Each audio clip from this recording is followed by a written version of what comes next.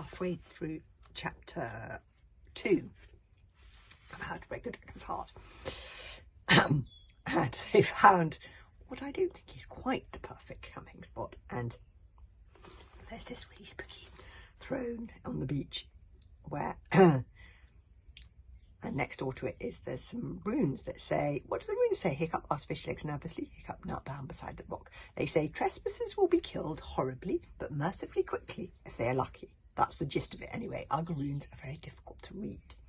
Pshaw! Shouted Stoic the Moss, throwing down a whole heap of driftwood for the campfire. The ugly folk very rarely come to this beach because of the, the haunting thing. Oh dear. That throne. Hiccup had a feeling that the throne was like an evil creature trying to suck him in. I'm not sure about this throne. But so if you think about it, this could be the perfect camping spot. They'll never find us here. The hairy hooligans moved the throne and built the fire on a heap of stones and driftwood on the beach and roasted and ate some mackerel for their supper. Then they rolled themselves up in their bearskins around the fire, their hunting dragons lying beside them, and tried to get to sleep. Which wasn't easy. For as the hooligans found out, there may have been another reason why the Uglyfugs didn't visit the Bay of the Broken Heart much. For the mild humming and drumming that had been coming from the dark silhouette of the island of Berserk to the south earlier in the evening got louder and louder as the stars came out. The drums beat out a warlike tribal beat that seemed to dance a tattoo in time to Hiccup's racing heart. And as the moon rose, a truly terrible, unearthly sound rose from out of that island. A ghostly, ghastly howling is the only way to describe it. Like the howling of hungry wolves.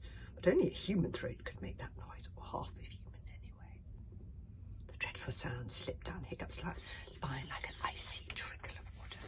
Berserks! Came the deep voice of Snotlat. And then they are trying to sleep, and then, from the island, you see the silhouette of the island. Arr, arr, and drumming, oh my god. Berserks! Came the deep voice of Stoic the Vast from out of the darkness on the other side of the fire. He tutted disapprovingly. They're still very keen on their human sacrifices, I'm afraid. So old-fashioned. That reminds me, my father always used to say, never evade a major landmass at the beginning of the winter. Good idea. And never go to Berserk. Remember that, Hiccup, he said importantly. That's a fine piece of fatherly advice. Yes, and I only wish, well, I do really wish, but but there are many people who should have taken that advice and didn't. Like Napoleon, for example. Oh, don't worry, I'll remember that, Hiccup whispered back. I know I shouldn't be criticising your father, but this really is not the perfect camping spot, moaned Fishlegs, shivering in his bearskin beside Hiccup. We're sleeping on a haunted beach, trespassing on the territory of the most brutal and suspicious tree in the barbaric world, and a whole load of weirdos are having a ceremony of human sacrifice on the island next door.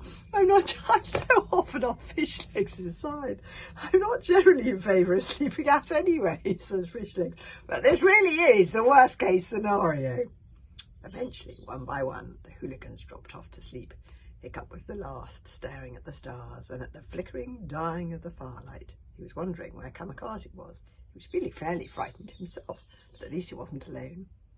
4 hours later, he sat bolt upright as an electrifying scream ripped across the beach.